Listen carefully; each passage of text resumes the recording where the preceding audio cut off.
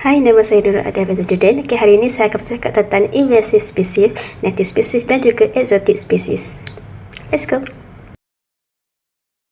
First of all, apa yang dimaksudkan dengan invasive species? So, invasive species ialah spesies haiwan, tumbuh-tumbuhan ataupun mikroorganism yang tersebar di luar kawasan semula jadi dia dan berpotensi untuk memberikan impak negatif kepada keseimbangan dan juga kepelbagaian ekosistem dan juga kesihatan manusia. Native species ialah spesies asli atau yang disebut juga sebagai indigenous species, iaitu spesies yang asal di satu kawasan atau ekosistem tanpa campur tangan manusia.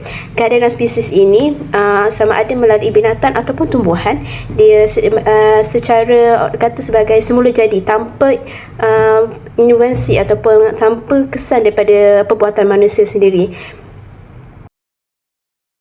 Spesies eksotik atau dikenali sebagai spesies introduksi ataupun industri spesies ialah spesies yang berkembang di luar habitat daripada habitat asli dia dengan campur tangan manusia sama ada secara sengaja ataupun tidak sengaja.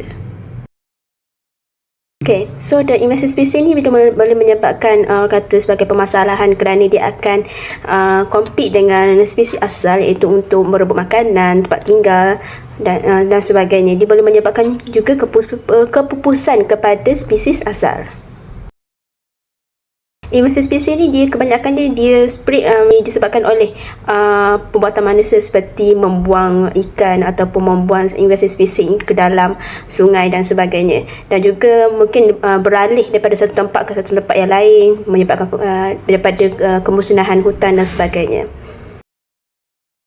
Tak semua exotic species considered as invasive, sebab ada setengah exotic species dia penting untuk lifestyle. For example, kita gunakan sebagai food crop. For example, kita bawa buah daripada luar masuk ke dalam, kita tanam dan untuk makanan dan sebagainya.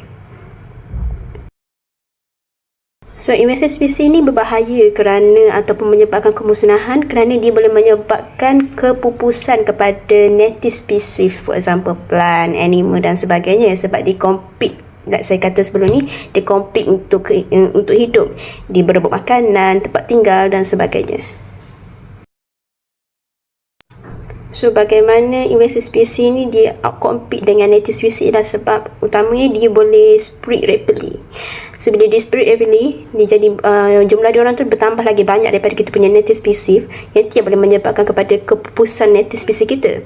Lepas tu dia akan menyebabkan bila native species kita tak ada, kosong dan sebagainya, dia akan menyebabkan gangguan kepada ekosistem seterusnya. Macam mana saya nak pastikan invasive species ni saya tak spreadkan invasive species ni? Okay, first of all, for example, kalau saya beli ikan daripada luar lah. So, bila saya beli ikan tu, saya for example, kalau macam saya tak nak dah beli ikan tu kan, saya patut bagi ke orang lain, bukannya saya buang ikan tu ke dalam sungai dan sebagainya.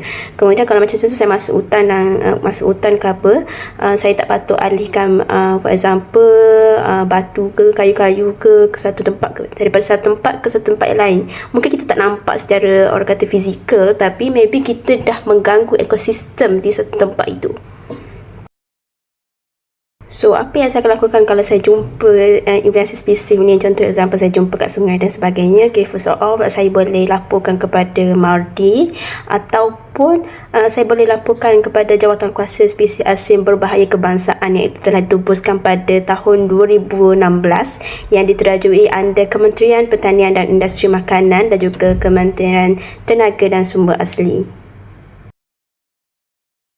Ya, kerana menggerakkan ataupun mengalihkan satu spesies daripada satu tempat ke satu tempat yang lain boleh mengganggu ekosistem, dan ini merupakan orang kata sebagai satu kesalahan yang besar dan boleh menyebabkan saman dan juga penjara jika disabitkan kesalahan. Contoh spesies ikan berbahaya yang biasa dijumpai di perairan Malaysia ialah contohnya ikan patin siam, ikan bandaraya, bikok bas dan juga udang kara air tawar. Itu sahaja daripada saya. Terima kasih.